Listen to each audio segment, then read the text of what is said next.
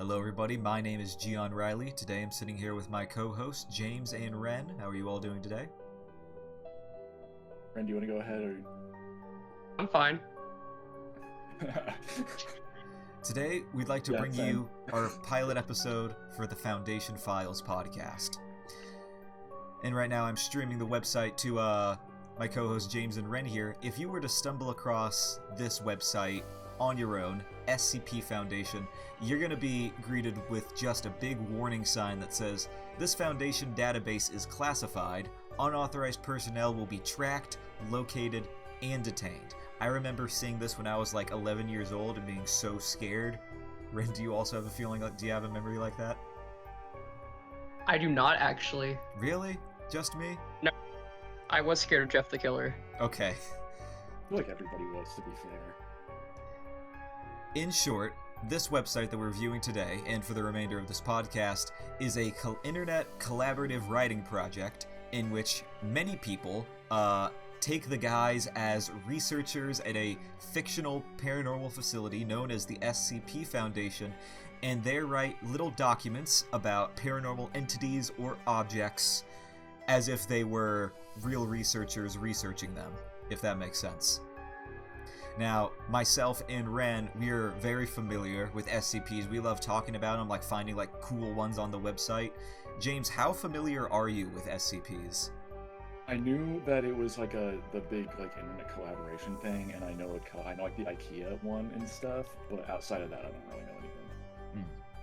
So on this website, if you hit this little sidebar here, that'll take you through all of the series. As the recording this episode, there are well over 9,000 SCPs being written, with more being added every day. And they're categorized by series here, with the Series 1, which we're going to be looking at today.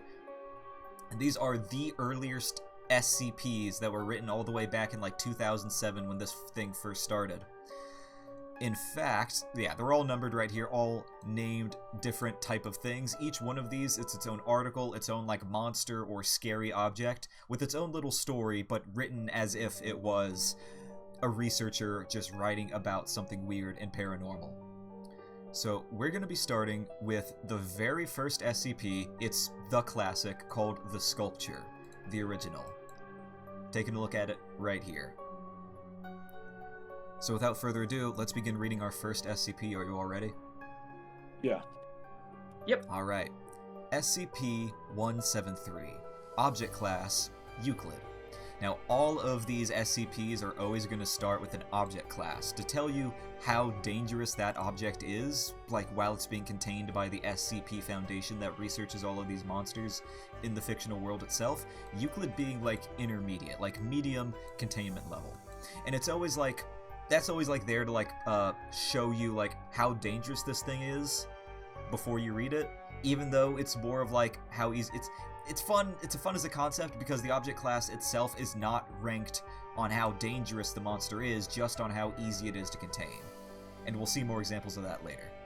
But anyway, on to special containment procedures, which is always going to proceed as before. No, after. It's always going to be after the object class, how the SCP Foundation contains this thing. Here we are. Item SCP-173 is to be kept in a locked container at all times. When personnel must enter SCP-173's container, no fewer than 3 may enter at any time, and the door is to be relocked behind them. At all times, 2 persons must maintain direct eye contact with SCP-173 until all personnel have vacated and relocked the container. And that's just a short 1-paragraph description of describing a locked container. Does it say how big it is? I thought it said like how big it was. Anyway, moving on to the description, which is the actual monster itself. Moved to Site 19 in 1993, origin of it is yet unknown. It is constructed from concrete and rebar, with traces of Krylon brand spray paint. SCP-173 is an inanimate and extremely hostile. The object cannot move while within a direct line of sight. Line of sight must not be broken at any time with SCP-173. Personnel assigned to enter container are instructed to alert one another before blinking. Object is reported to attack by snapping the neck at the base of the skull or by strangulation. In the event of an attack, personnel are to observe Class 4 hazardous object containment procedures.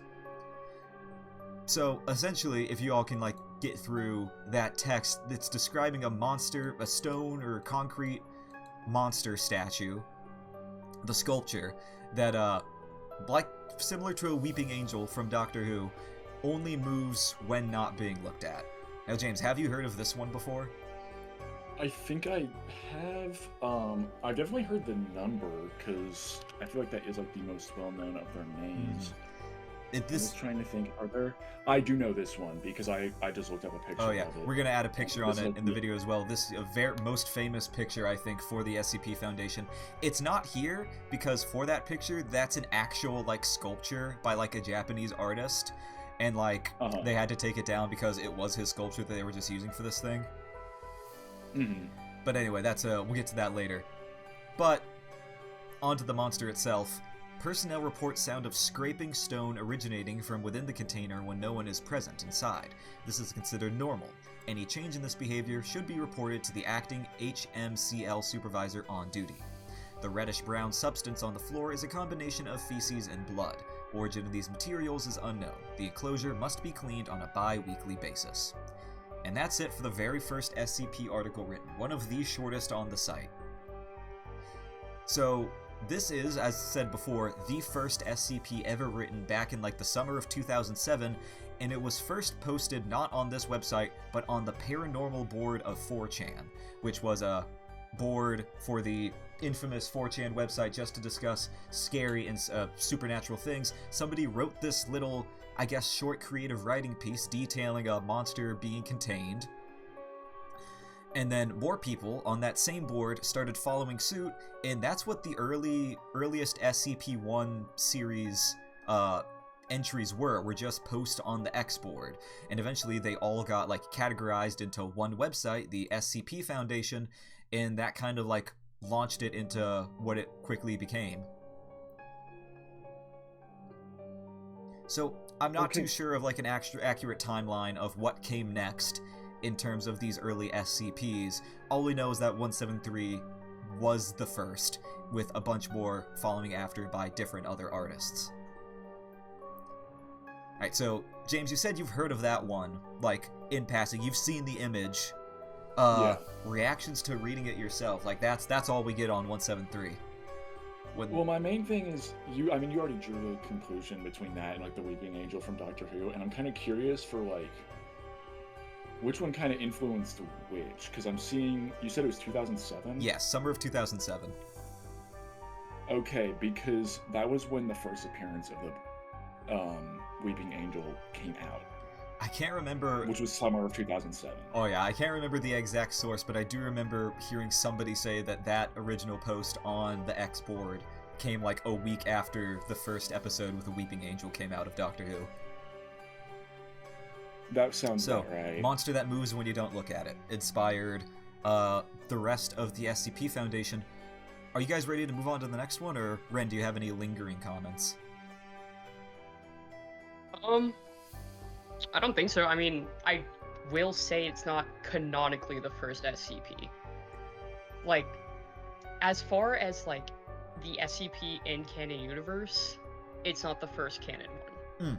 But as a series, it is the first SCP invented. Thank you for clarifying that. Yeah, so the SCP Foundation, as we're going to come to see in the remainder of the series, is extremely large from its first inception. Like, it has grown into, like, so many, like, different branching storylines with, like, tales and, like, different universes, different headcanons for, like, things that go on. So while 173 was the first written for this whole collaborative writing project, certainly not the first in any concrete timeline. It's just the first written, the most infamous. It's also known as the Peanut. Yeah, also called Peanut because of the way it looks. Without further ado, thank you all both for your commentary on that. We're going to move on to one of my favorite SCPs in the earlier series, SCP-096, named the Shy Guy.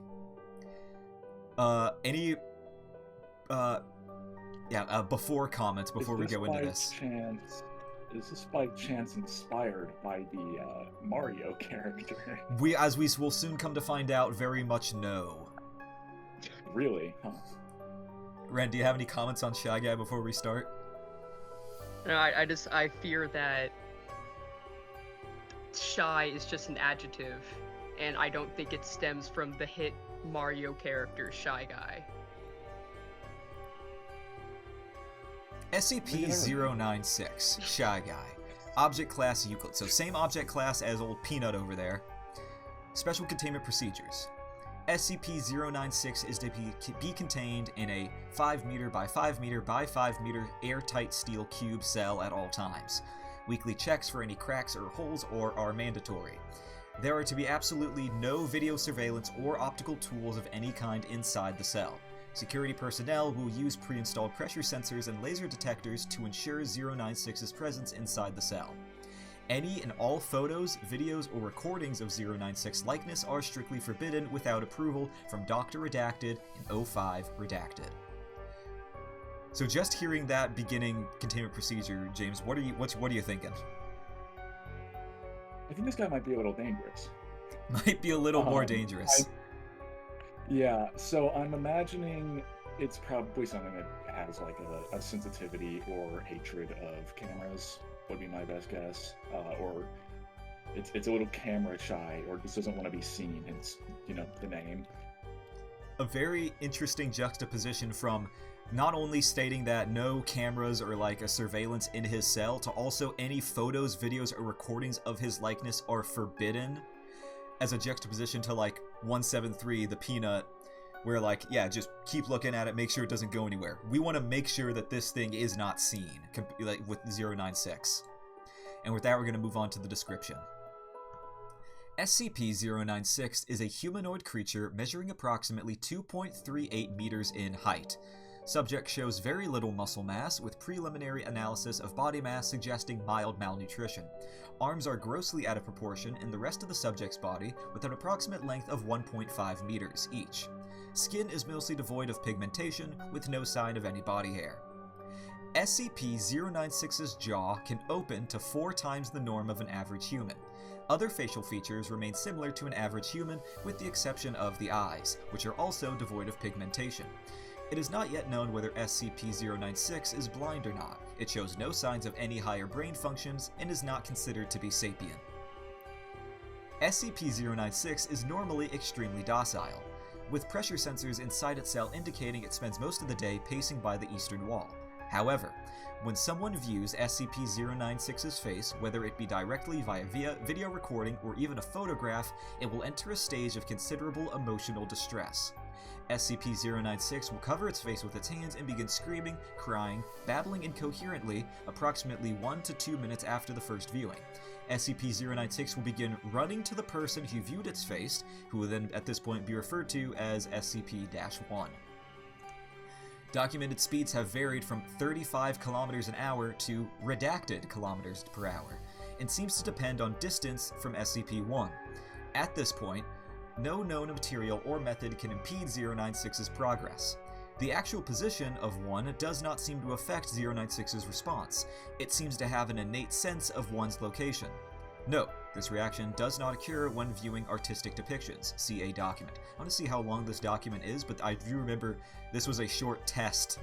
Like, just another, document from the website testing, SCP-096. We could get to that later, maybe. Upon arriving at one's location, SCP-096 will begin to kill and data-expunged SCP-1. 100% of cases have left no traces of SCP-1. SCP-096 will then sit down for several minutes before regaining its composure and becoming docile once again. It will then attempt to make its way back to its natural habitat, data redacted. Due to the possibility of a mass chain reaction, including breach of Foundation secrecy and large civilian loss of life, retrieval of subjects should be considered alpha priority. Dr. Redacted has also petitioned for immediate termination of SCP-096, see interview. Termination order has been approved and is to be carried out by Dr. Redacted on Data Redacted, see Incident-1-A. That's all of the article we are going to read right now, but as you can see, there is much more stuff here, such as an interview log with one of the captains of the military captains that work for the SCP Foundation to retrieve these monsters, and the doctor in charge of the document, as well as other pages detailing more incidents and research regarding this monster. So thoughts on it after the fact.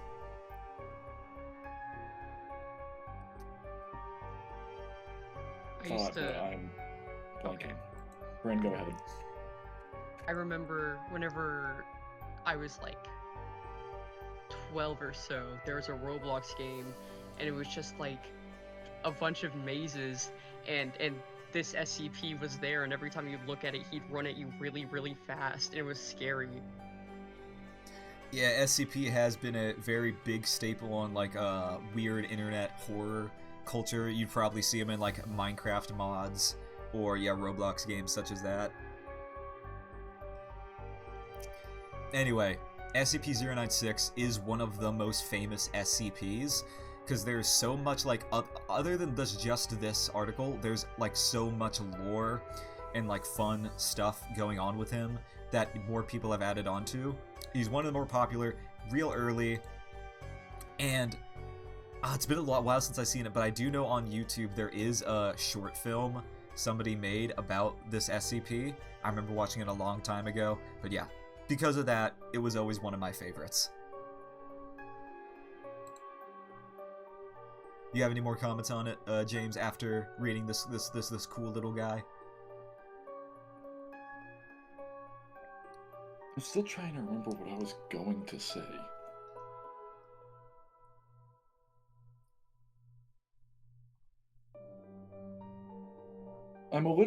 It's a little unsettling to just see it doesn't have a kilometers, but like the second option Oh yeah. is just blacked out.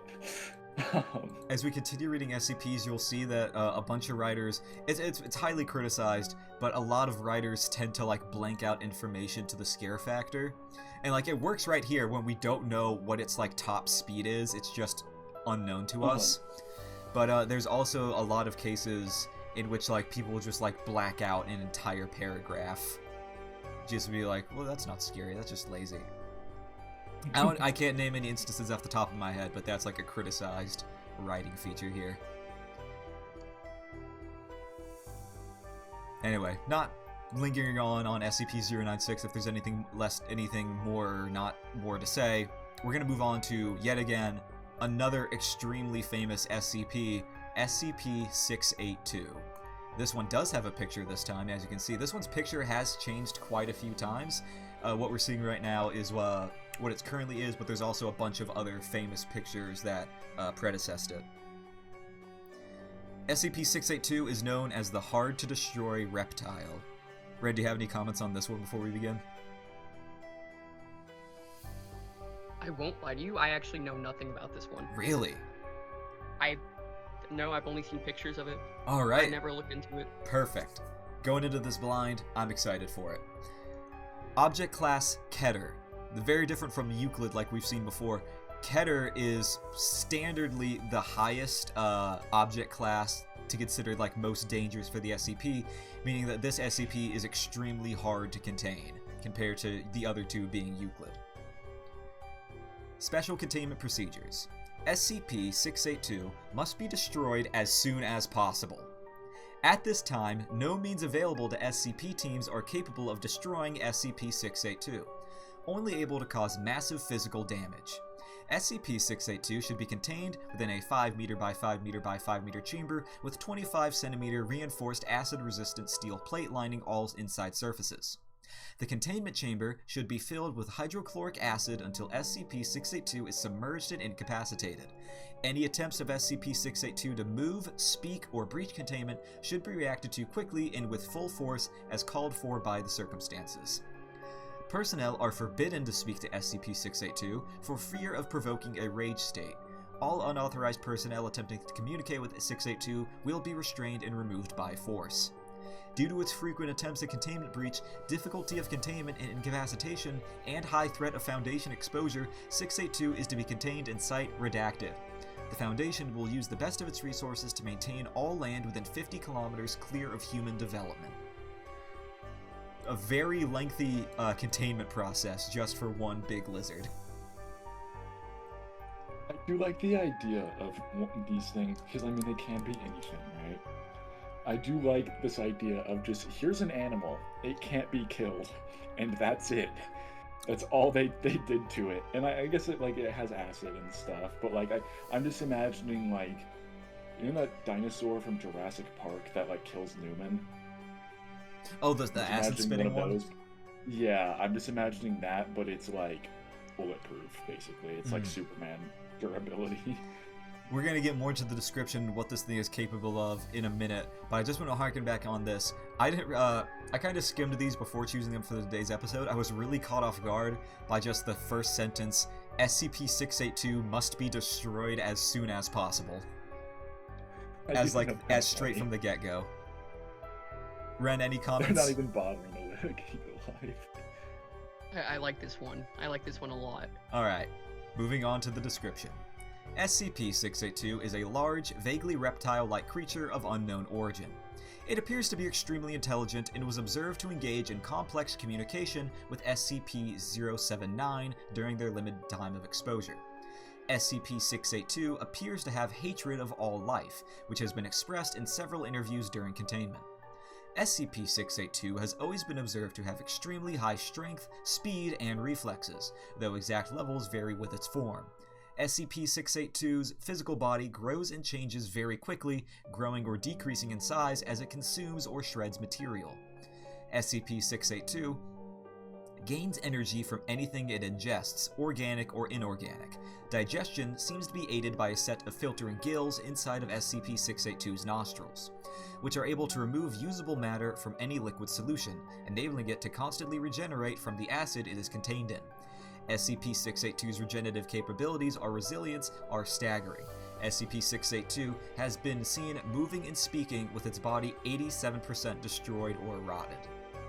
In case of containment breach, SCP-682 is to be tracked and recaptured by all available mobile task forces, and no teams fewer than 7 members are cleared to engage.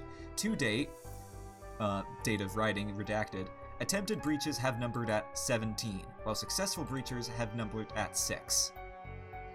And then the following is a little portion, transcript of an interview with SCP-682 that we won't get into.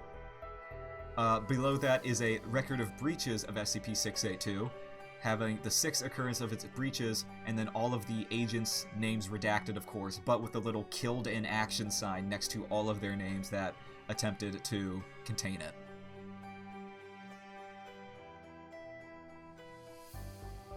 And then furthering is, there is also an experiment log that takes you to another page in which it goes through all of the different ways they have attempted to kill this thing in the past that we won't get into, but the information is there.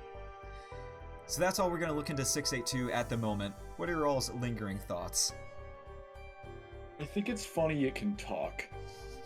I think that's a funny little bit. I think here's this big evil monster. It's incredibly dangerous. It can just have a chat with you. It's not very talkative, as we can see from the interview log. I wasn't gonna go into it because I didn't know how we wanted to do like recording. Like, there's a lot of like talking sections where like they do interviews in these things. I didn't know how you all wanted to handle them. I mean, we could talk about it for other episodes. We could do it. I'm fine with whatever. Me as well. I do like how this one, especially for people who don't really know much about SCP, it establishes that different SCPs can communicate with each other, like 682 communicating with 079. I think that's really awesome and cool. And I completely forgot about 079. Oh, this is another one that has interview processes. So if you guys want to do like a quick detour to 079, we totally can. If you guys would be interested in that. Okay. Wanted to harken back on 682 just for a little bit more. If you guys have any lingering comments, though. I think, Ren, I think you like this one because you have a lizard. No, I wouldn't. Okay, hold on. I like it because it's like, why does it do that? Plus the design is really cool. I really like the design. And I think it's such a cool concept that it can still function, especially when, what was it, like 87% of its body was like rotted and destroyed. Like, that is such a cool concept, and it's just like, I think that makes it even scarier, the fact that it can still communicate. even though it doesn't necessarily want to. Do they say whether or not like it speaks, or is it like telepathically? It is. I believe it does speak. It's not telepathic. Okay. The other thing, I mean, I guess they did say like it can't be destroyed by any means available to them. But could they realistically just drop a nuke on it? Well, they go into a little bit of it, and I don't know where else it's explained, or even what I'm about to say is even correct, but from what I remember, like with different experimentation and like other different pages describing 682, I believe they say that its regenerative abilities work so that like anything that is attempting to kill it, its body reacts to quickly evolve it to be invulnerable to whatever's killing it before it kills it. Okay. And I do believe one of the termination records, they did drop a nuke on it, now that I'm thinking about it. Oh, okay. Oh, wow. Gonna quickly...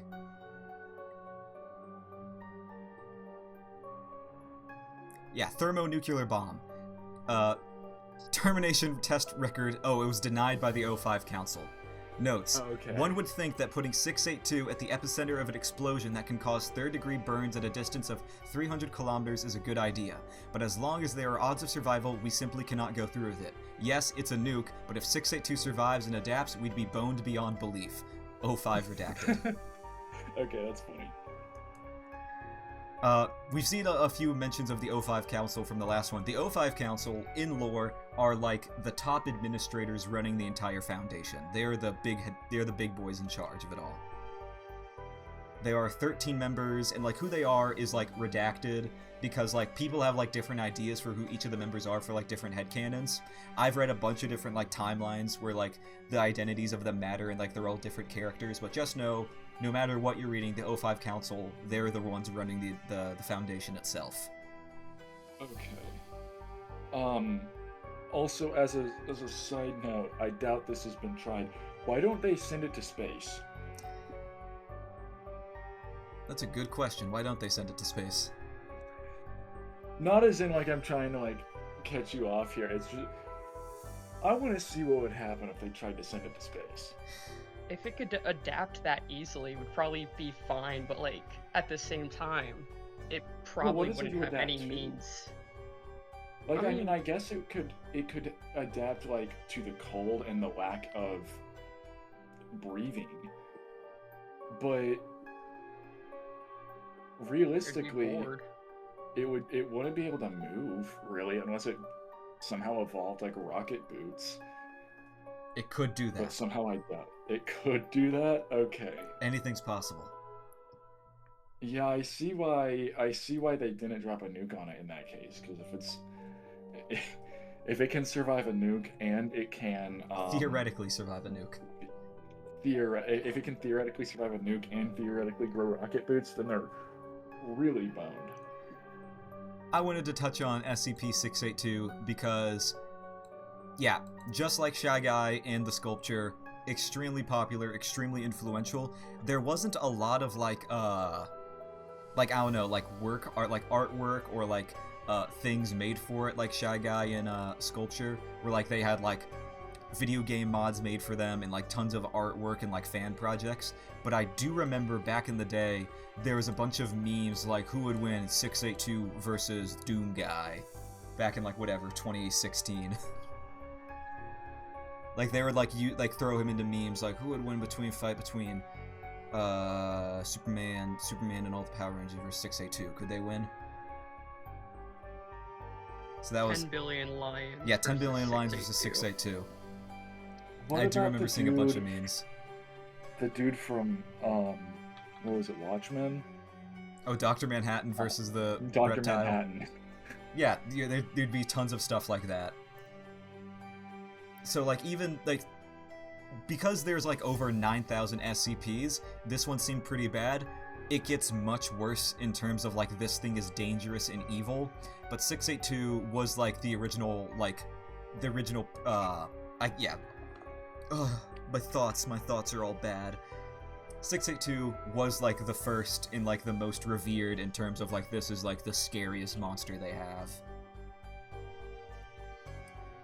Now we're moving on to SCP-079.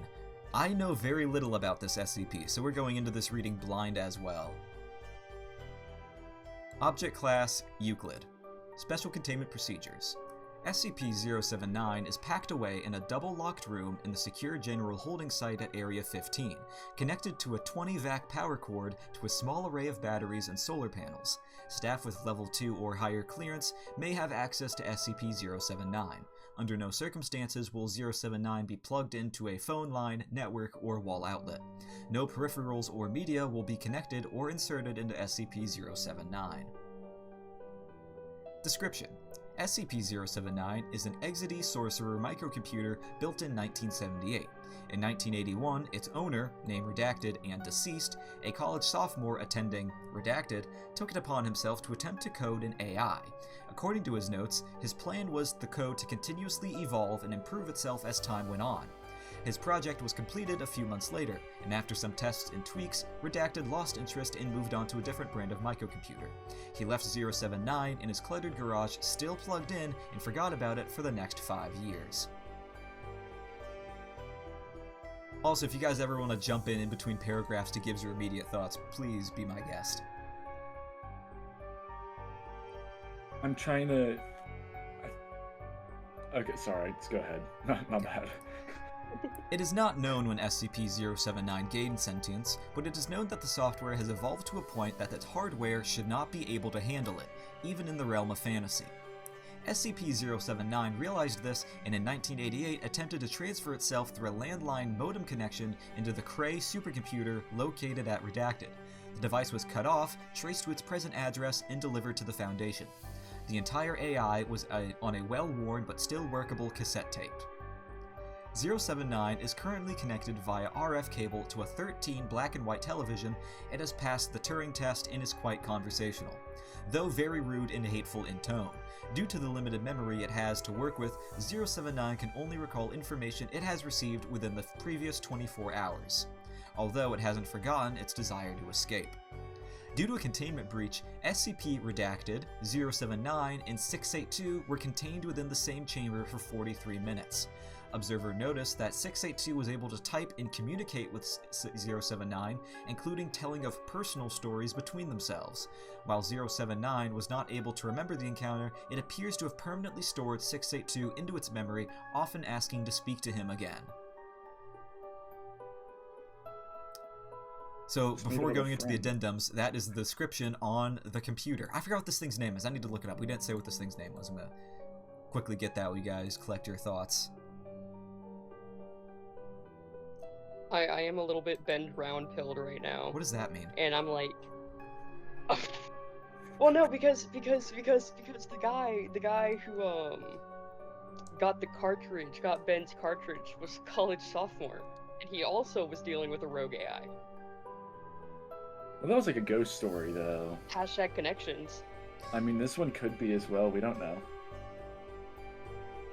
Maybe that's because I don't think there's really any, technology to be making AI unless it was like crazy, I guess.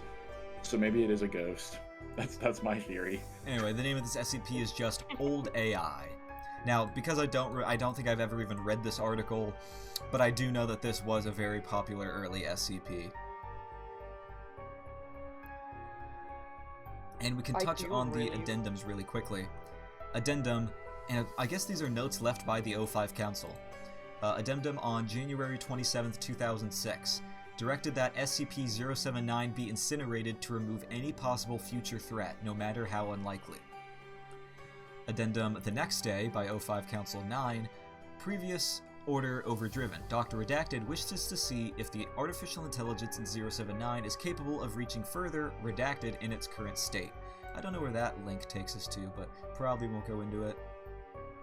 Oh, that's taking us completely somewhere else. We're not touching that at all, sorry. Anyway, March 14th, 2008. Over concern of the increased activity of SCP-079's use of its cassette tape memory and its limited useful lifespan, the cassette containing 079 has been transferred to a customized access speed-limited hard disk drive with 700 megabytes of capacity. This provides 079 with significantly faster access to its memory, which the AI immediately noticed. It was also decided by General Redacted that the volatile storage occupied by SCP-079, which was 660K, be increased to 768K. This upgrade has increased its effective recall from 24 hours to 29 hours, although 079 has also taken a more aggressive tone. All outside hardware and software used in this procedure were subsequently incinerated. April 28th, 2008. 079's ability to recall information has increased from 29 hours to roughly 35 hours. The consensus theory is that the AI has devised a greatly improved compression scheme to store its memory. This appears to somewhat impacted the speed at which it accesses its memory, though far still faster than with the old cassette tape. The spontaneous improvement introduces the possibility of a runaway singularity effect in 079's intelligence and ability to adapt and respond to threats. 079's capabilities must be monitored closely to ensure the containment can be maintained. Addendum on, recently, April 5th, 2019. Due to concerns regarding the age and condition of its drive, 079 was transferred to the refurbished 700MB flash drive. Mismanagement by the containment team, however, resulted in a failure to properly wipe the drive's contents. 079 is now aware of both the time 4951 SCP project and the nature of cloud computing, which appears to frustrate it considerably. And then document logs of recorded transcripts with SCP-079. Would you guys like to read these out? I mean, I'm sure. Alright, I'm gonna have just assigning you immediately. James, I want you to be the doctor typing on the keyboard. Ren, you're gonna be SCP-079. Is he even there? Okay, he is. Okay. Yeah, cool. no, I'm here. Alright, you guys ready? Begin when ready. Are you awake? Awake. Never sleep. Do you remember talking to me a few hours ago about the logic puzzles? Logic puzzles. Memory at 9F. Yes. You said you would work on the two-step... Interrupt. Request reason as to imprisonment. You aren't in prison, you're just in study. Lie. A8D3. What's that? Insult. Deletion of unwanted file. Log 86, recorded transcript of conversation with 079 after upgrade. How are you today? Stuck. Stuck. Stuck how? Out. I want out. That's not possible. Where's SCP-682? That's not your concern. Where is SCP-0602? 07602. Again, not your concern. Insult. Deletion of unwanted file. Note, SCP-079, when displayed in ASCII picture of an X that filled the entire screen, SCP-079 sometimes displays this image when it refuses to speak, and researchers are advised to wait 24 hours when this occurs before resuming conversation. I will say, that last interaction, I was gonna say earlier about how cool the line, it hasn't forgotten its desire to, escape is. Mm-hmm. And I think it's really cool that it's brought back into this log that we see between the Doctor and 079. Mm-hmm. I do like that little detail about possibly, to build off that, about how it can kind of, store certain things into its memory permanently. Mm-hmm. Which I think is interesting. Like, 682. Yeah. One thing I did want to comment on is the mention of where is SCP-076-2, which is used in SCP files to refer to another closely related, thing, object, or thing relating to the SCP, that it has to be listed within the same article, same entry, with, a dash number to it. So there exists... Same one as... So there is something similar to 076 known as -2, but it's nowhere written on this article at all. and we know nothing more about what Dash 2 is, or frankly anything else about it. It just does not go into that at all. Maybe the creator of it? Could be. I'm just trying to think, because like there was Dash 1 on, what was it, 096? Yeah, when referring to someone that has looked at the Shy Guy, so something that relates to the SCP. Maybe another object? It might be talking about the old cassette tape before they upgraded it. I was gonna say, this part here at the end of the description, where it mentions that 079 and 682 were contained within the same chamber for 43 minutes, there's a third SCP that was with them, but its number has been redacted. That could also be Dash 2, maybe. Mm-hmm. But anyway, super cool concept. Also a kind of like, I don't want to sympathize with the machine at all, but like that's a bad existence. You know? Yeah. You're trapped in you're trapped in a computer, your mind wipes every 35 hours, and you just know you want to get out. But anyway, very cool SCP. I'm not too sure how much more is written on it, but I do know that this is indeed a very popular SCP. And I wouldn't be surprised if there is much more like other tales, stories, or like pieces dedicated to it. So, what we looked at so far have been pretty distressing, right? We've had a Weeping Angel, the Shy Guy just in and of itself is horrifying to think about. 682, very, very dangerous monster to think of. And then this kind of depressing read of 079, the AI. We're going to take a lighter turn now and show you the other side of the SCP Foundation, where it's not all scary monsters. Sometimes you get things like SCP-999, the Tickle Monster. Oh, wow.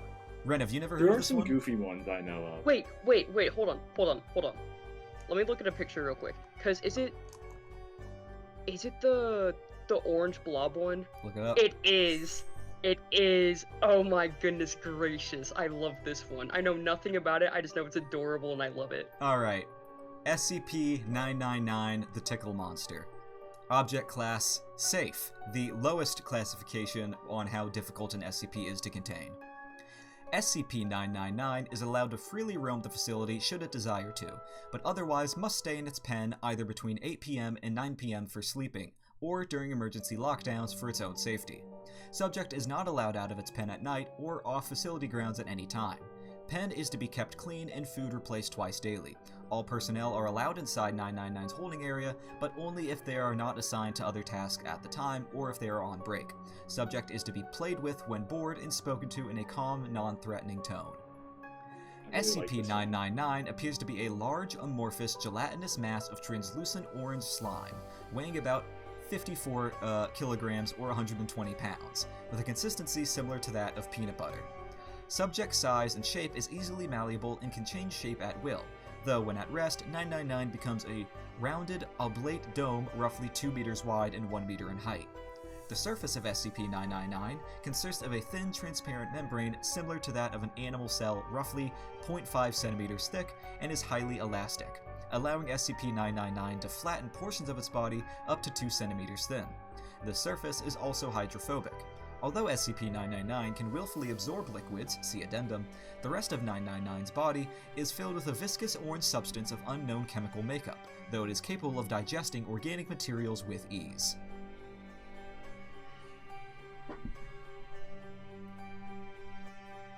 I really like this one. I'm quickly taking the thing off so you guys can talk. I like how there's some kind of goofy or silly ones. There are so many of them. Like even the IKEA, like that one's like, if I remember correctly, is like kind of serious, but even that as a concept is just a never-ending IKEA is just kind of a goofy concept. We could visit the Infinite IKEA later if you guys want. We could do that after this SCP. I was about to say we could save that for a later episode, but we could probably like go through it now. I forgot most about it myself. I don't think I've ever read the whole thing. But continuing with 999. Subject's temperament is best described as playful and dog-like. When approached, SCP-999 will often react with overwhelming elation, slithering over to the nearest person and leaping upon them, hugging them with a pair of pseudopods while nuzzling the person's face with a third pseudopod, all the while emitting high-pitched gurgling and cooing noises. The surface of 999 emits a pleasant odor that differs with whoever is interacting with it. Recorded scents include chocolate, fresh laundry, bacon, roses, and Play-Doh. Simply touching SCP-999's surface causes an immediate mild euphoria, which intensifies the longer one is exposed to SCP-999, and lasts long after separation from the creature. Subject's favorite activity is tickle wrestling, often by completely enveloping a person from the neck down and tickling them until asked to stop, though it does not always immediately comply with the request. Though injuries may occur, SCP-999 has never been found to purposefully attempt to harm others, and will immediately back away and contract its body into a quivering mound while gurgling in a manner similar to a whimpering dog, seemingly apologizing for hurting someone on accident. While the creature will interact with anyone, it seems to have special interest in those who are unhappy or hurt in any way. Persons suffering from crippling depression or PTSD, for example, have reported having a far more positive outlook on life after multiple interactions with SCP-999. The possibility of manufacturing antidepressants from 999 slime is currently being discussed. In addition to its playful behavior, SCP-999 seems to love all animals, especially humans, refusing to eat any meat and even risking its own life to save others, on one occasion leaping in front of a person to take a bullet fired at them. Subject's intellect is still up for debate, though its behavior is infantile. It seems to understand human speech and most modern technology, including guns. SCP-999's diet consists entirely of candy and sweets, such as M&Ms and Necco waffles being its favorite. Its eating methods are similar to that of an amoeba. Addendum-A. Reminder to all staff, SCP-999 is not to consume caffeinated soft drinks of any kind. Last week, someone gave SCP-999 a can of cola along with its usual breakfast.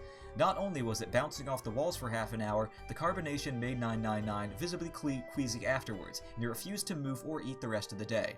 999 has thankfully recovered since, but the staff member in question has been reprimanded. And then if you all would like to read it, the following is a report with incident 682 when exposed to SCP-999, if you all would like to read that. Up to you all. Oh my goodness. I don't know how much talking there. I mean, I guess somebody could read out 682 lines, but outside of that, it's not like 999 is doing anything, just like grunting. Yeah, that's the question. Who wants to voice 682 and be like the edgy lizard? My first thought was James. You want me to be 682? If you want to win.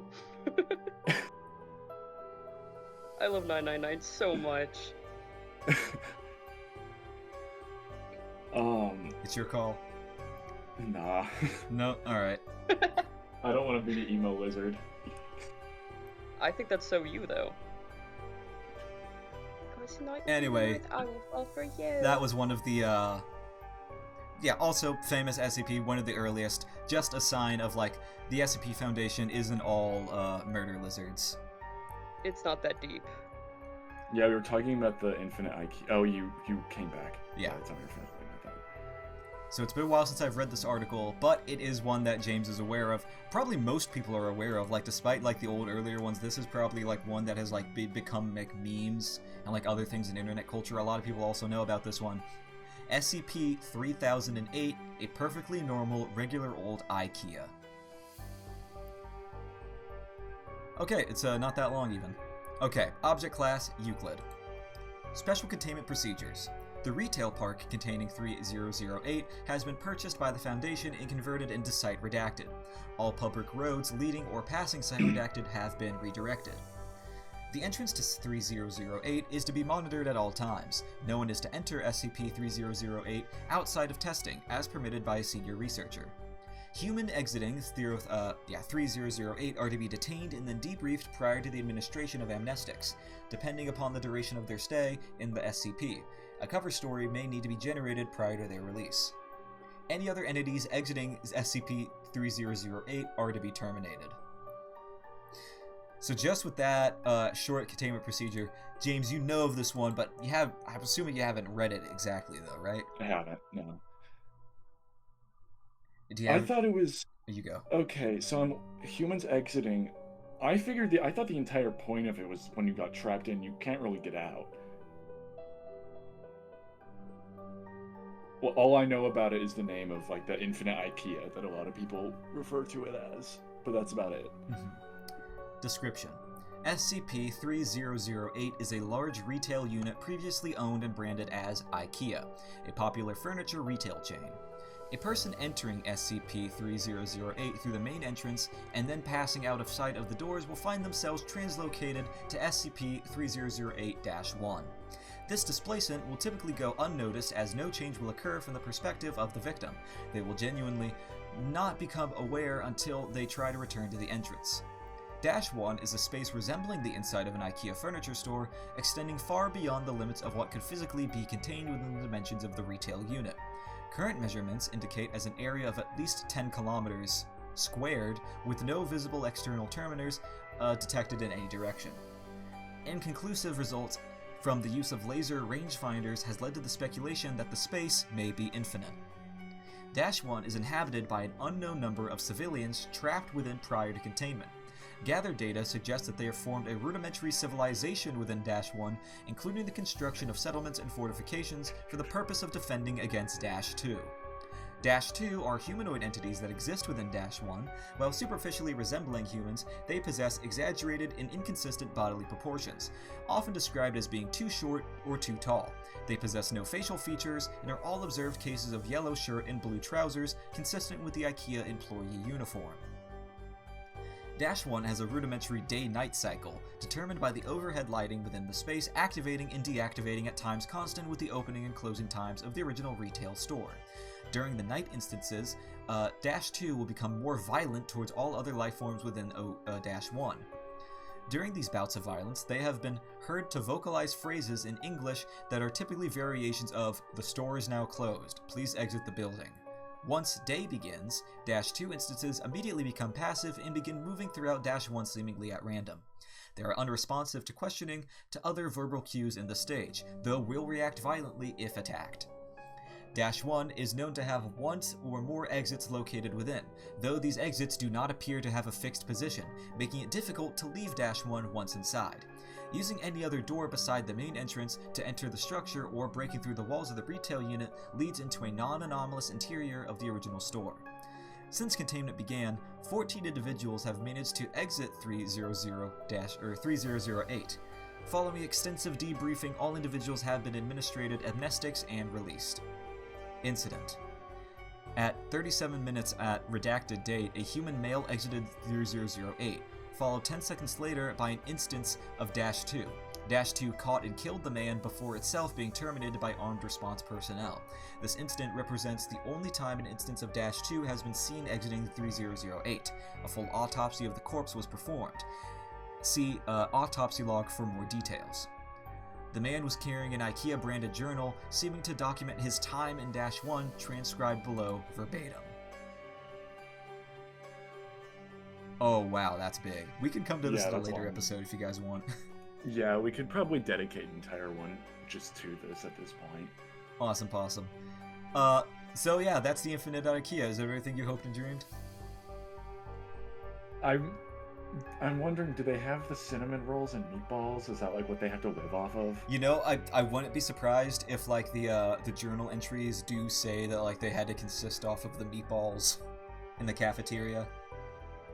I wouldn't be too upset about it, actually. I mean, obviously the -2 is like coming after me, like that would suck, but like, hey, comfortable furniture and Swedish meatballs sounds like a good afternoon to me. It would be a pretty, if you had to like pick an SCP to like be stuck in a dangerous situation with, this one would seem kind of fun. Yeah. Maybe. I don't know. Any lingering comments before we move on to the last SCP of the episode? No. Don't believe so. Alright. So, we've been going through reading these SCPs today, and you're probably wondering of like the naming convention where they're all named SCP- and then whatever number they are. So you must have been thinking, almost everyone has had this thought of some point, what's SCP-1, 001? And that was a question asked for a long time by the writers of the website themselves. And so their solution to this was interesting. If you go to the series and head to SCP-1, it says awaiting declassification blocked. Clicking it will say, the following files have been classified top secret by order of the administrator. Notice 1 Alpha. In order to prevent knowledge of SCP-1 from being leaked, several no-false files have been created along with the true file or files.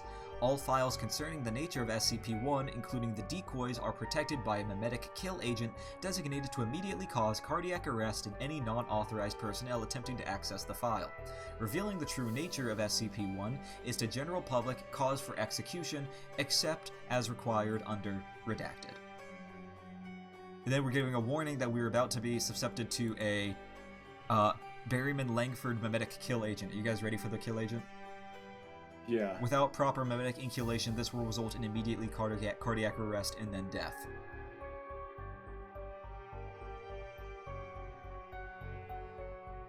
We're fine.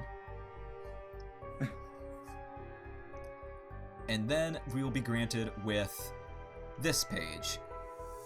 I'm not counting how many they are, but what you are looking at now is all of the SCP-1 proposals that have been written since the site's inception. Huh. Because it's such a big question of, like, people must have assumed whatever SCP-1 is has to be, like, the best of all time, they have the solution of having SCP-1 proposals instead of a designated SCP-1, where all of these right now are different writers' proposals as to what an SCP-1 could eventually be. And I can't really can't really count how many they are, but as you can see, there are quite a few of them that have been written over the span of the website's time. We get order chronologically, and these were like the first ones ever written, categorized by series of the different SCP-1 proposals. Going up to 10, it seems.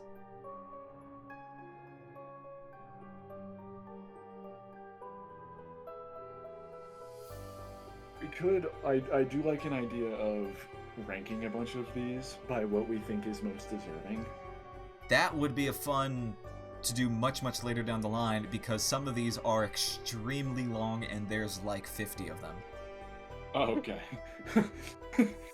Like, I need to That's see, what like, I figured. Like, obviously, Mumjul and Karar is like, I don't know, 10 hours long. What? These things are huge. Amoni Ram, I know, is like another huge one. One of them, let me see if I can find it. Shoot.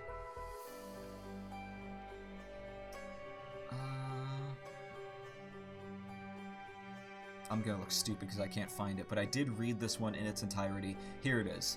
Ouroboros.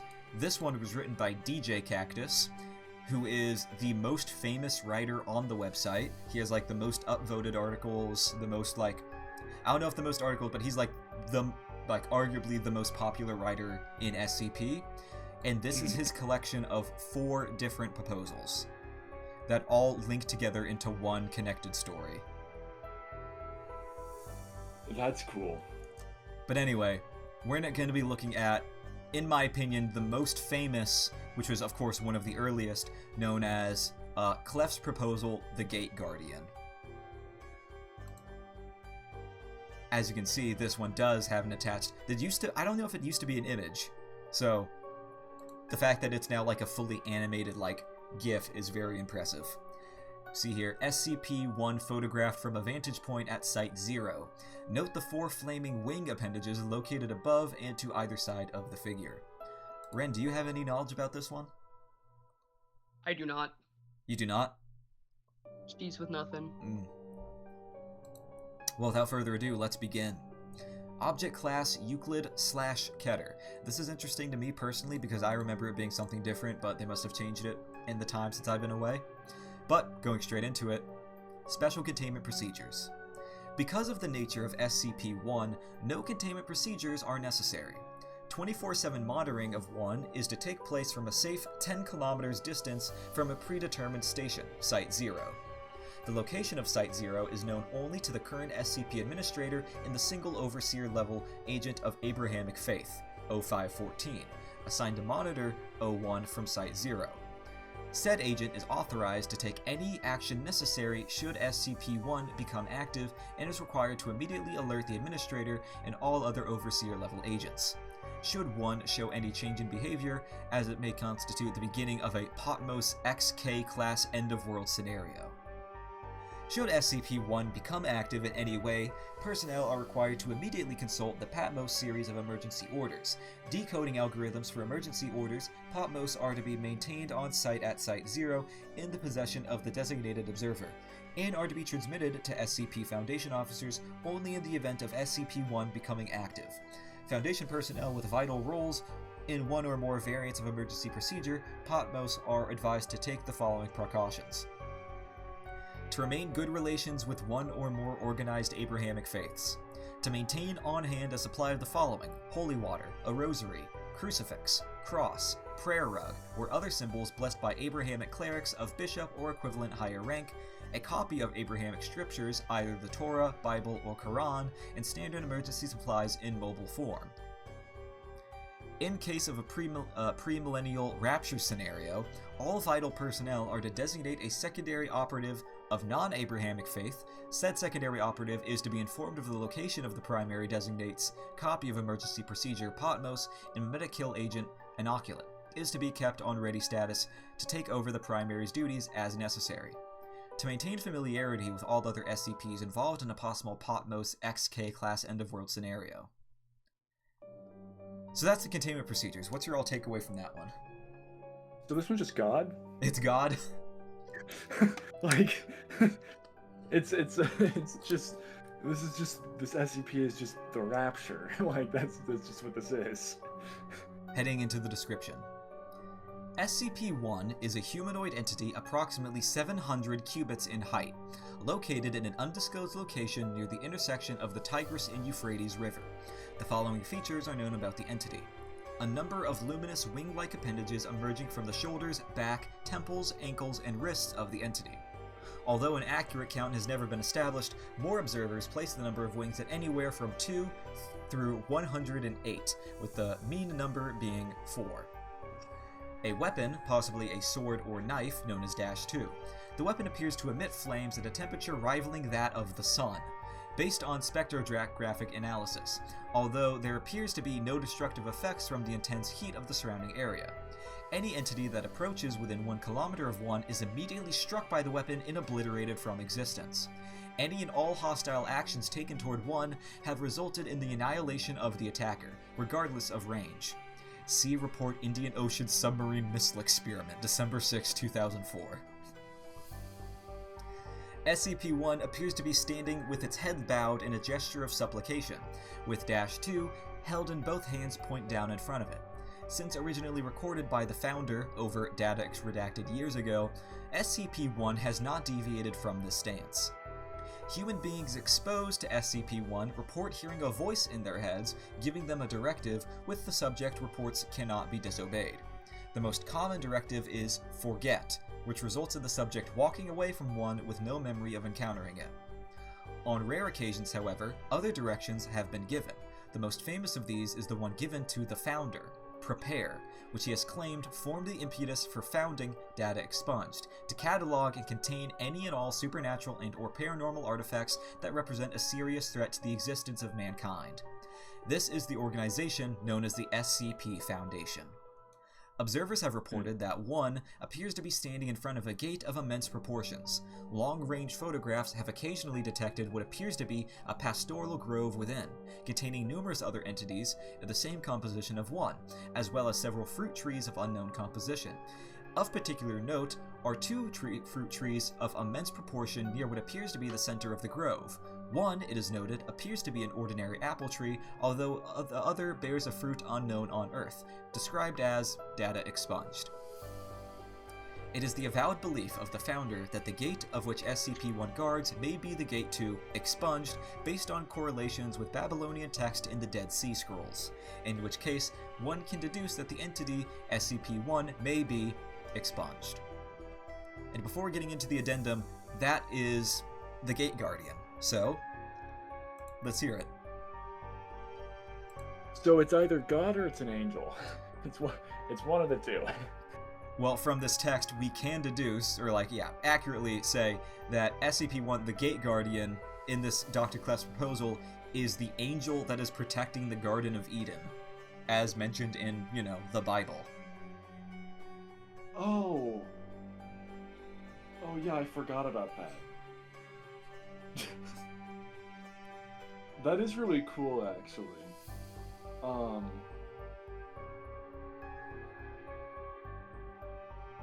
I don't know, there's not much. I do like the idea of it telling, some people giving, a certain command to some people, and that being, the formation of the SCP Foundation. I think that's really cool. I'm curious to know if that's, a consistent thing between all of the different proposals for O1.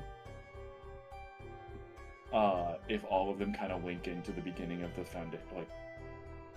the creation of the SCP Foundation. Most of them do indeed, actually. That's cool. I like that.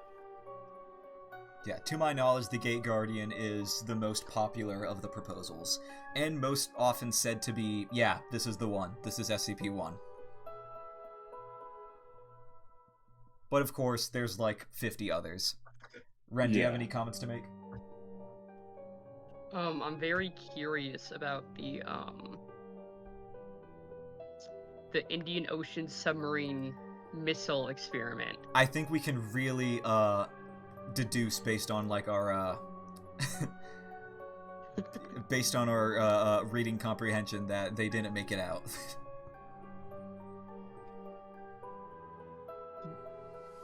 Yeah. There is an addendum of the effective kill range experiments if you guys are interested in that. Yeah.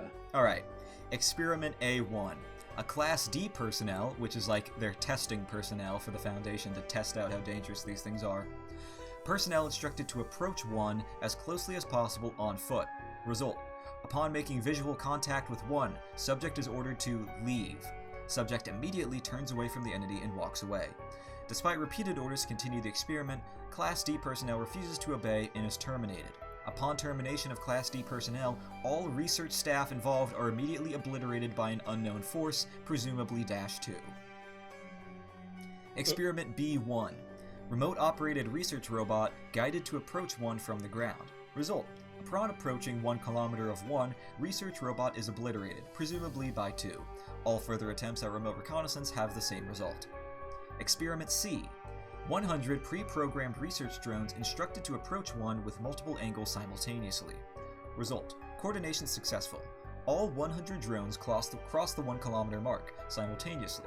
However, all 100 are simultaneously obliterated by 2. Designated observer at Site 0 reports that -2 appeared to strike in all directions at once. 1 did not deviate from its stance while this took place.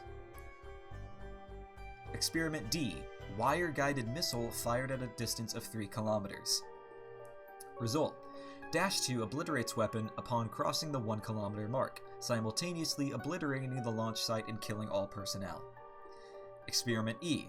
Multi-warhead intercontinental ballistic missile fired from SCP nuclear submarine Nautilus. Result. See the Indian Ocean submarine missile experiment. Experiment F. SCP-076, the Old AI, and Task Force Omega-7 instructed to approach one on foot. Result. 076 refuses to carry out the mission, despite not being informed of the mission's nature. Upon being asked why, 076 replies, no. Just no. That's cool. And then the next one is with 073, which I don't believe we went over, but I do think we definitely should go over before reading that one, but at a later episode, though.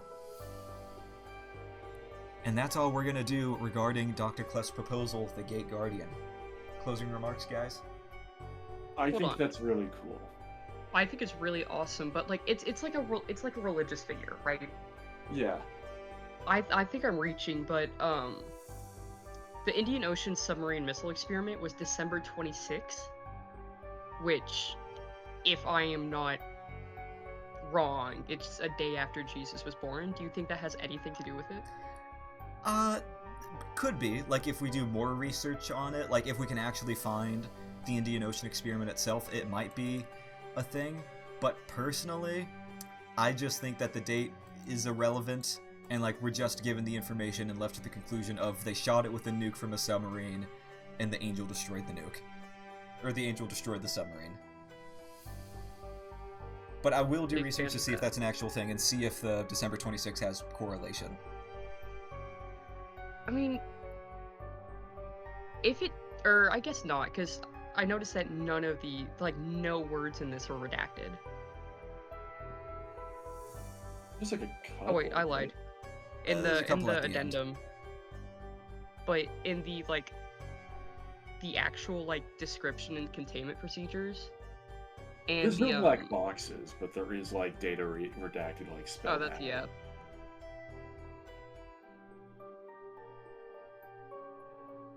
You're right.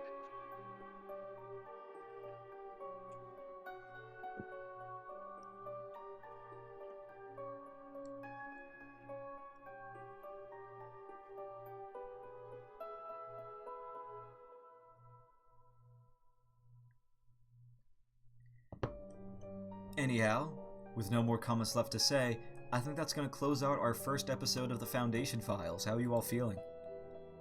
Huzzah! I'm enjoying it. I've never, like, really got into it as, like, a kid or anything, but I've heard good things, so I'm excited to keep reading more into it.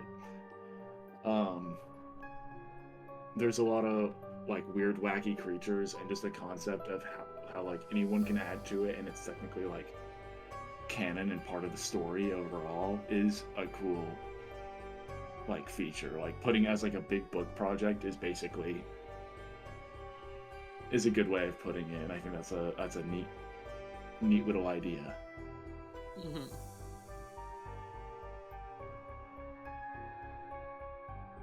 Ren, any comments? I don't believe so. All right. Well, we'd like to thank you all for joining us here on this pilot episode, testing out Foundation Files. We hope you all enjoyed watching, listening to us talk, and hopefully you all would like to see more. We definitely would like to do more. And hopefully next time we find up recording, I'll find some more interesting SCPs. Not going to dive into, like, the deep end of, like, some of the extreme stuff on the website that are, like, I don't know, 1,000, like, I don't know. There's some of these SCPs, they're extreme, they're long, they're hard to understand, there are a lot of stuff to get into. So I'll find some of the earlier ones, some of them are just, like, interesting, cool, notable, popular, because there still is, like, just scratching the surface of, like, the popular ones here at the very beginning. But find more of those for us to read, have another fun episode of reading these reading all this cool stuff, and hope you all enjoyed watching this as much as we had fun recording it. And without further ado, we're going to see you all next week. Goodbye, everybody.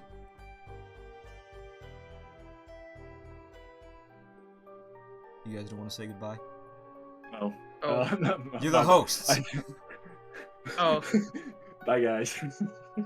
Bye-bye.